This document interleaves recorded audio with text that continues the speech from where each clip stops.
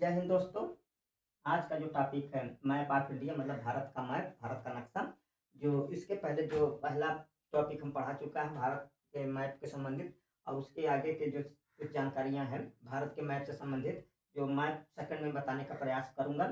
यहाँ भारत के मैप दिख रहा होगा आपको, और उसमें उसमें भारत के जो राज्यों की स्थिति दिखाने का कोशिश किया हूँ, जो हाथ से बनाया गया है। और इसमें जो जो भी है मैं भारत के पूरे राज्यों और वहाँ की स्थितियाँ, लोकेशन और राज्य को दिखाने का प्रयास करूंगा। तो उसमें जो जो टॉपिक आज है मैप ऑफ इंडिया में, भारत का जो भारत मैप में जो जो टॉपिक है, भारत के राज्य और राजधानी है, भारत के पड़ोसी देश, दूसरा तीसरा है पड़ोसी देशों से लगे राज्य, और कर्क रेखा से होकर गुजरने वाले राज्य, मानक समय रेखा से होकर गुजरने वाले राज्य, और भारत के सबसे बड़े और छोटे राज्य, तटों पर अवस्थित राज्य, अन्य जानकारी में जैसे खाड़ी, गल्फ, जल संधि, चैनल, इन सब चीज़ों को टॉपिक में और भी जानकारी जो होंगे जो नहीं इंक्लूड किए उसको भी इंक्लूड कर लूंगा, शामिल कर लूंगा।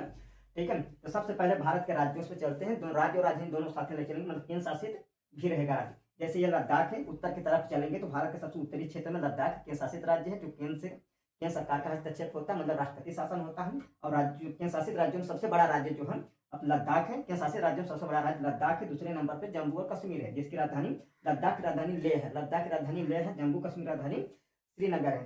जम्मू कश्मीर राजधानी श्रीनगर है। ये हिमाचल प्रदेश और राज्य चलते हिमाचल प्रदेश। हिमाचल प्रदेश में शिमला है। फिर इसके बाद पंजाब फिर पंजाब की राजधानी चंडीगढ़, हरियाणा की राजधानी चंडीगढ़, पंजाब की राजधानी चंडीगढ़, हरियाणा की राजधानी चंडीगढ़। उत्तराखंड की राजधानी देहरादून है। उत्तराखंड की राजधानी देहरादून। इसी बगल में भारत से जो उत्तर प्रदेश से सटा राज्य एक उत्तर प्रदेश है। उत्तर प्रदेश राजधानी अपना लखनऊ है।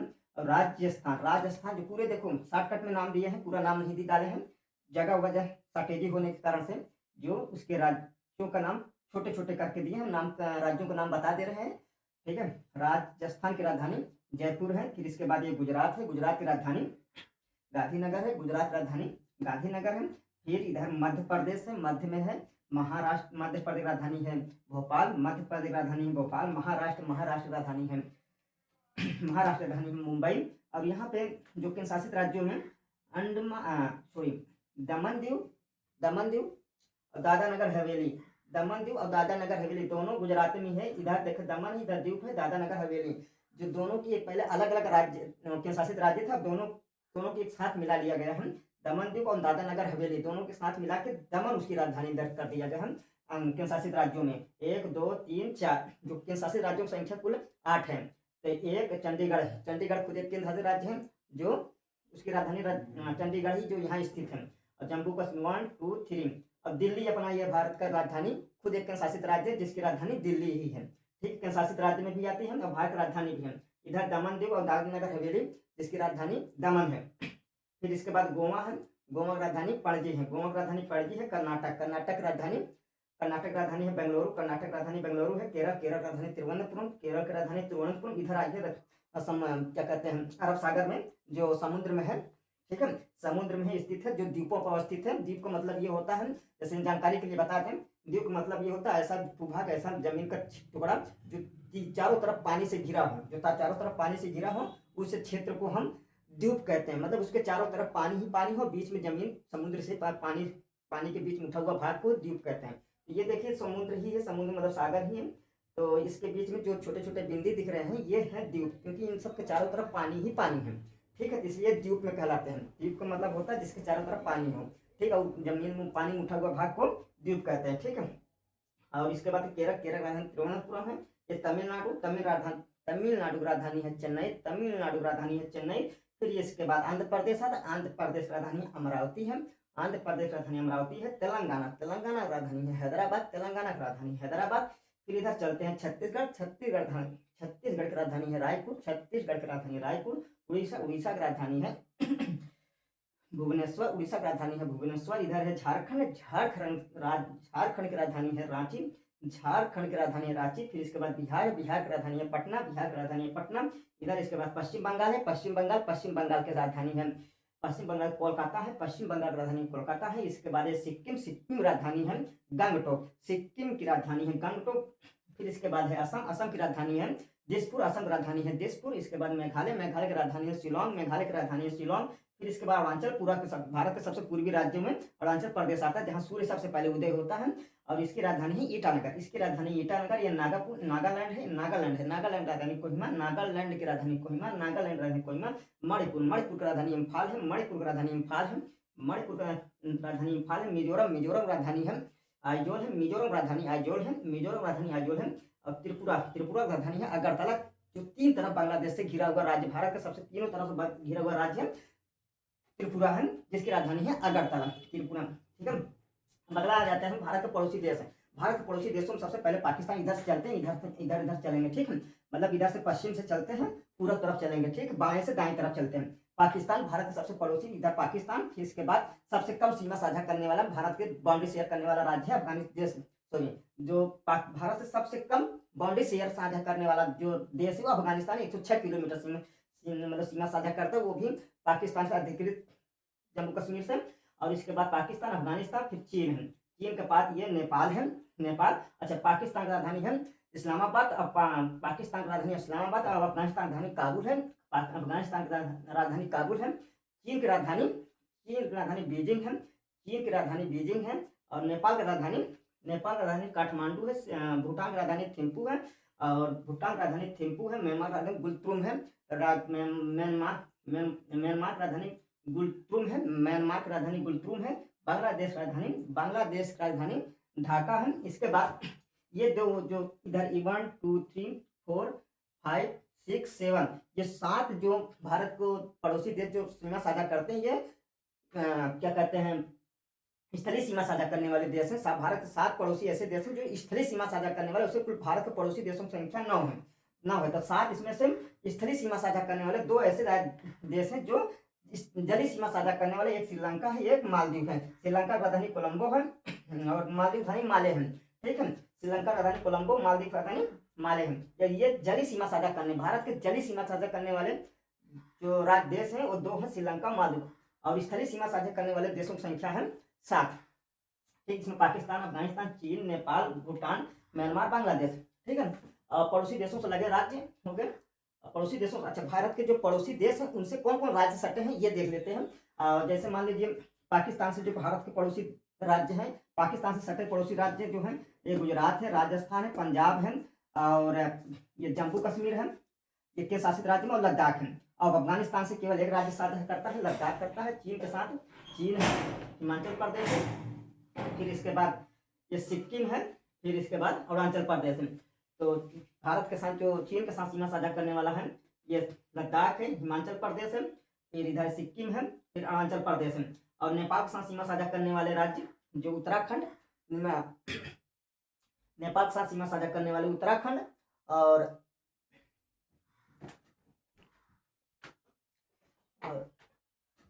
चीन के साथ मतलब भारत का जो पड़ोसी राज्य सीमा साझा करने वाले चीन, हिमाचल प्रदेश, उत्तराखंड और सिक्किम, अरुणाचल प्रदेश। तो 1 2 3 4 इसके बाद 5 जो राज्य हैं चीन के साथ सीमा साझा करते हैं। और नेपाल के साथ सीमा साझा करने वाले उत्तराखंड, उत्तर प्रदेश, बिहार और बांग्लादेश, पश्चिम बंगाल और सिक्किम है। नेपाल के साथ सीमा साझा, नेपाल के साथ बाउंड्री शेयर करने वाले जो भारत के पड़ोसी राज्य हैं, एक उत्तराखंड है, फिर उत्तर प्रदेश है, फिर बिहार है, फिर इसके बाद ये पश्चिम बंगाल भी नेपाल के साथ सीमा साझा करता है। फिर इसके बाद सिक्किम है भारत के साथ जो नेपाल के साथ बाउंड्री शेयर साझा करने वाला। ये परीक्षा के दृष्टिकोण से बहुत महत्वपूर्ण टॉपिक है। ठीक है, जो पूछता है कि भारत के कौन सा राज्य इस देश के साथ सीमा साझा नहीं करता या करता है, इसके हिसाब से उत्तराखंड नेपाल के साथ, उत्तर प्रदेश के नेपाल के साथ, बिहार के साथ नेपाल के साथ, और बांग्लादेश पश्चिम बंगाल के साथ नेपाल के साथ, और सिक्किम है नेपाल के साथ सीमा साझा करता है। भूटान के साथ सीमा साझा करने वाला ये पश्चिम बंगाल भी, देखिए पश्चिम बंगाल भी भूटान के साथ सीमा साझा करता है, और सिक्किम करता है, असम करता है, अरुणाचल प्रदेश। 4 राज्य हैं भूटान से सीमा साझा करने वाला, सिक्किम, पश्चिम बंगाल, असम, अरुणाचल प्रदेश। ठीक है, और म्यांमार से सीमा साझा करने वाले जो राज्य हैं अरुणाचल प्रदेश, नागालैंड, मणिपुर, मिजोरम। 1 2 3 4 म्यांमार के साथ जो बाउंड्री सीमा साझा करने वाले राज्य हैं अरुणाचल प्रदेश, नागालैंड, मणिपुर, मिजोरम। ठीक है, अब आते हैं बांग्लादेश से सीमा साझा करने वाले। पहले देख लो कितने राज्य सीमा साझा करते हैं। ये 1 फिर 2 3 4 5 राज्य जो हैं बांग्लादेश से सीमा साझा करने में पश्चिम बंगाल है, असम है, ये मेघालय है, फिर ये त्रिपुरा है, ये मिजोरम है। जो त्रिपुरा 3 तरफ बांग्लादेश से घिरा हुआ है। ठीक है, अब आते हैं कर्क रेखा से होकर गुजरने वाले। देखो जो भारत में एक ही रेखा गुजरता है जो कर्क रेखा होता है, जो भारत को मध्य से होकर गुजरता है, भारत के मध्य से होकर गुजरता है, भारत के मध्य से होकर गुजरता है। जो भारत के कर्क रेखा से होकर गुजरने वाले जो राज्य हैं उसमें से कुल 8 राज्य भारत से होकर गुजरते हैं, जिसमें से है गुजरात। सबसे पहले कर्क रेखा किधर से नहीं, इधर से जाता है, मतलब गुजरात से कर्क, गुजरात, फिर राजस्थान, फिर मध्य प्रदेश। राज्यों की संख्या गिनते जाइए, गुजरात, राजस्थान, मध्य प्रदेश, छत्तीसगढ़, झारखंड, पश्चिम बंगाल, फिर त्रिपुरा, मिजोरम। भारत का जो आखिरी पूर्वी राज्य जो कर्क रेखा होकर गुजरता है वो मिजोरम से होकर गुजरता है। शुरू कहाँ से होता है, गुजरात के राज्य से शुरू होता है। फिर से देख लीजिए, कुल 8 राज्य कर्क रेखा, भारत के 8 राज्यों से कर्क रेखा होकर गुजरता है। जो गुजरात है, राजस्थान है, मध्य प्रदेश है, छत्तीसगढ़ है, झारखंड है, पश्चिम बंगाल है, इसके बाद त्रिपुरा है, मिजोरम है। 8 राज्य हो गए। फिर इसके बाद भारत के मानक समय रेखा। मानक समय रेखा का मतलब यह, मानक समय रेखा भारत का जो अगला टॉपिक है, मानक समय रेखा से होकर गुजरने वाले राज्य, जहाँ से मानक समय मतलब भारत के जो समय की स्थिति की जानकारी दिया जाता है। भारत के उत्तर प्रदेश के इलाहाबाद जो नैनी या मिर्जापुर से बाउंड्री शेयर करने, मिर्जा वाले क्षेत्र एरिया से, जो वहां से लिया जाता है। भारत के जितने टाइमिंग उसमें मतलब नैनी बचता रहता है, वही पूरे भारत का टाइमिंग समय लिया गया मानक समय रेखा। मतलब कहीं कहीं क्या होता है, भारत सबसे सूर्य पहले उदय होता है तो कहीं लास्ट में होता है, तो सारे जगहों पर टाइमिंग अलग अलग हो जाता है, जिसके कारण तो भारत को समय को एक जगह से दिखाने के लिए, अगर मान लीजिए अगर यहाँ से लेते तो इधर का टाइमिंग गड़बड़ा जाता, तो इसीलिए भारत सरकार ने तो एक जगह जो मध्य से जानकारी से लेते, जो भारत के इधर का भी टाइमिंग सेम रहे, जितना टाइम इधर बचता रहेगा उतना टाइम इधर भी होता रहेगा। ठीक है, बस ये है कि जल्दी थोड़ा सा नहीं सूर्य उदय हो जाएगा, इधर इधर लेट होगा। जब इधर जल्दी इधर सूर्योदय बाद में होता है, तो इधर जल्दी अस्त हो जाता है।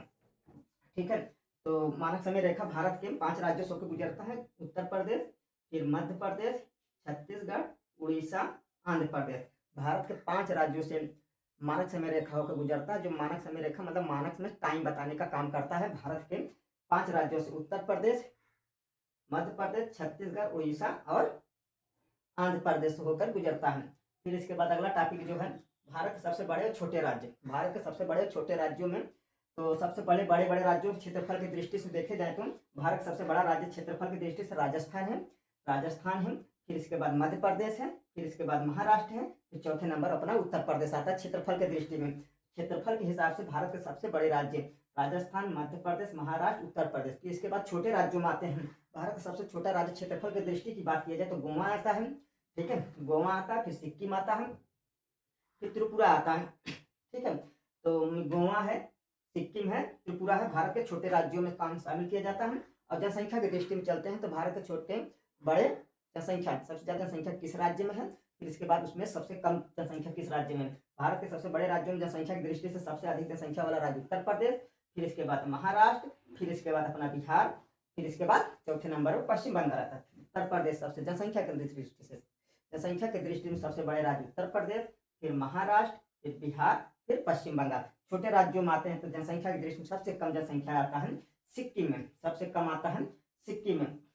जनसंख्या की दृष्टि से सबसे छोटा राज्य सिक्किम आता है। फिर इसके बाद भारत के तटों पर अवस्थित राज्य चलते हैं। तटों पर अवस्थित राज्य हैं मतलब समुद्र के किनारे किनारे कौन कौन कितने राज्य लगे हैं भारत के, उसमें से सबसे बड़ा तटीय सीमा साझा करने वाला जो राज्य है वो है गुजरात है। कुल 9 राज्य भारत के तटों पर अवस्थित है, उसमें सबसे बड़ा जो राज्य सीमा साझा करता है तटों पर वह है गुजरात। और छोटा अगर पूछे तो गोवा ही है, छोटा सी है तो छोटा ही इसके सीमा साझा बाउंड्री शेयर करता है तटों से, समुद्र से।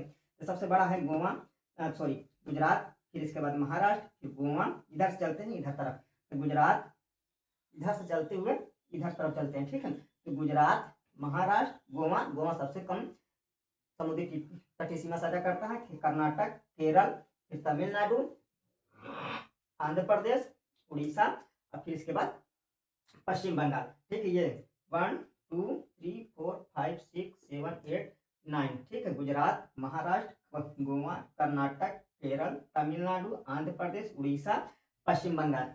फिर इसके बाद तटों पर अवस्थित होगा। अन्य जानकारी की दृष्टि से देखा जाए तो खाड़ी, गल्फ, जल संधि, चैनल।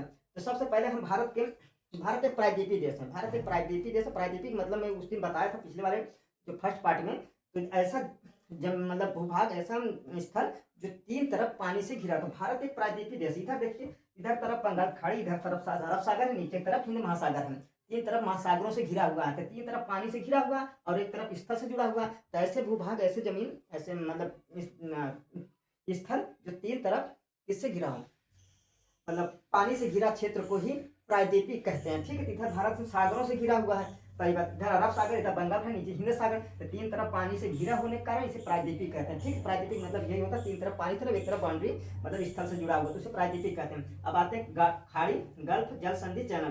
तो इधर बंगाल खाड़ी, इधर अरब सागर, इधर हिंद महासागर है। पहले खाड़ी मतलब जिसे दोनों कहते हैं। देखिए, गल्फ मतलब भी खाड़ी होता है, इंग्लिश शब्द है। और खाड़ी है। तो पहले खाड़ी का मतलब समझ लीजिए, फिर गल्फ है। ठीक है। खाड़ी मतलब ऐसा होता है, ऐसा मतलब जल निकासी जिससे मतलब स्थल की तरफ इसका पानी का झुकाव कम हो जाता है। स्थल की तरफ जैसे ही बढ़ेगा, इसका घेराव पानी इसके स्थल घेरते जाता है और इसका मुहाना है समुद्र तरफ से चौड़ा हो जाता है। गल्फ क्या होता है, स्थल की तरफ थोड़ा से, स्थल की तरफ क्या होता है, पानी घिरा रहता है, लेकिन जो मुहाना रहता है उसका कम चौड़ा रहता है। ठीक है। तो बंगाल खाड़ी, जैसे बंगाल की खाड़ी हो गया, और जैसे मतलब गल्फ क्या हो, पर्सियन की गल्फ। ठीक है। जो ईरान और इराक और सऊदी अरब, ये जो बीच में जो पड़ता है पर्सियन खाड़ी, वही है गल्फ कहा जाता है, जिसे अंग्रेजी में खाड़ी ही कहा जाता है। बस इतना ध्यान दीजिए, जो खाड़ी का मतलब होता है उसका मुहाना चौड़ा होता है समुद्र तरफ खुलने के लिए, और खाड़ी का जो मुहाना होता है जो समुद्र की तरफ, उसका रास्ता खुलने को थोड़ा सा सकरा होता है, जिसके कारण उसे गल्फ कहते हैं। ठीक है, यही अंतर है। और जल संधि और चैनल, तो देखिए, जो दो विशाल जल राशियां, जब दो विशाल राशियां एक पतली संकीर्ण, मतलब दो भूभाग को, जमीन के टुकड़े को पतली संकीर्ण रास्ते से, थोड़ा सा पतली, मतलब दो विशाल जल, जैसे मान लीजिए बंगाल खाड़ी है, इधर अरब सागर है या हिंद महासागर है। ठीक है। ये बंगाल खाड़ी को, और इधर तरफ जो एक जल राशि है जो पतली रास्ते से, और रास्ता जो निकल आती है पानी का, उसे पाक जल संधि मतलब संधि कहते हैं। तो ये वाला जो भारत का है, इधर वाला जो श्रीलंका और भारत का जो दो जल राशि को जोड़ता है, तो वो है पाक जल संधि। ठीक है। श्रीलंका को जो अलग करता है, कौन सी जल संधि अलग करता है भारत और श्रीलंका को, पाक जल संधि। एक पतली संकीर्ण रास्ता होता है। चैनल का मतलब होता है थोड़ा से वो चौड़ा होता है, दो विशाल राशियों को जोड़ने के लिए उसकी मार्ग चौड़ी होती है। और जल संधि की जो रास्ता होती है, मार्ग होती है, थोड़ा से सकरी होती, पतली होती है, जिसके कारण चैनल कहलाता है।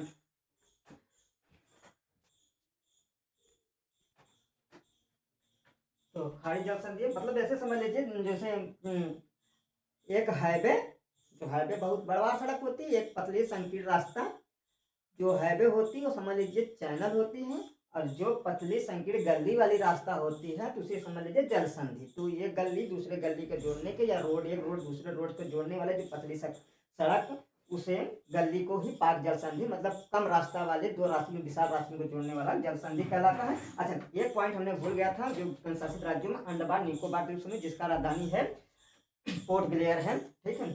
और भारत की, अब दूसरी बात, भारत के जो पिछले वाले टॉपिक में बताया था, भारत के जो दक्षिणी बिंदु, भारत का मुख्य भूमि का दक्षिणी बिंदु ये कन्याकुमारी है, लेकिन केवल दक्षिणी बिंदु पूछे थे। ये यहाँ से 8 डिग्री 4 मिनट उत्तरी अक्षांश है। उत्तरी 8 डिग्री 4 मिनट उत्तरी अक्षांश से भारत का विस्तार फैलता हुआ जाएगा 37 डिग्री 6 मिनट उत्तरी अक्षांश तक है। और भारत का जो देशांतरी विस्तार है 68 डिग्री 7 मिनट कहाँ से, गुजरात के गौर माता से शुरू होकर अरुणाचल प्रदेश के तिब्बत तक जाता है। थोड़ा सा शोरगुल होने लगता है, जिसके बाद वीडियो पॉज करना पड़ता है, उसके लिए मुझे क्षमा कर दीजिएगा। यहाँ पे थोड़ा से भारत के जो, जैसे एक खंभात की खाड़ी है, खंभात की खाड़ी, ये इंग्लिश में अगर लिखा जाएगा तो खंभात खाड़ी जरूर लिखा है, खंभात की खाड़ी से ये खंभात का गल्फ ऑफ खंभात लिखा जाएगा, क्योंकि इसकी जो मार्ग होती है इधर तरफ थोड़ा सा जब खुलते समय से हल्का से सक्रिय हो जाती है। और ये कच्छ की खाड़ी है, और इधर मन्नार की खाड़ी है। तो पूछता मन्नार खाड़ी कहाँ पर स्थित है, तो ये है भारत के तमिलनाडु के किनारे वाले क्षेत्र में। आज का जो टॉपिक है इतना हम बहुत इसमें ज़्यादा ज़्यादा सब चीज़ें शामिल करने की कोशिश की हूँ। अगर समझ आएगा तो एक टॉपिक है मैथ से संबंधित, अगर जहाँ तक समझ आएगा तो बना दूंगा, नहीं तो इतने में सारी चीज़ें हम इंक्लूड कर दिए हैं। और भारत के जो यहाँ से उत्तर से दक्षिणी चीज वाले चीज़ें डाले हैं, उसमें से उसकी जो लंबाई उत्तर से दक्षिण की जो लंबाई है 3124 किलोमीटर, 3124 किलोमीटर है। और इधर चाहे पूर्व से पश्चिम ले लीजिए, चाहे पश्चिम से पूर्व ले लीजिए, चाहे जिधर से लीजिए, इधर से लीजिए, चाहे इधर से लीजिए, 29-33 किलोमीटर, मतलब 2933 किलोमीटर भारत के पूर्व से पश्चिम की लंबाई है। ठीक है। और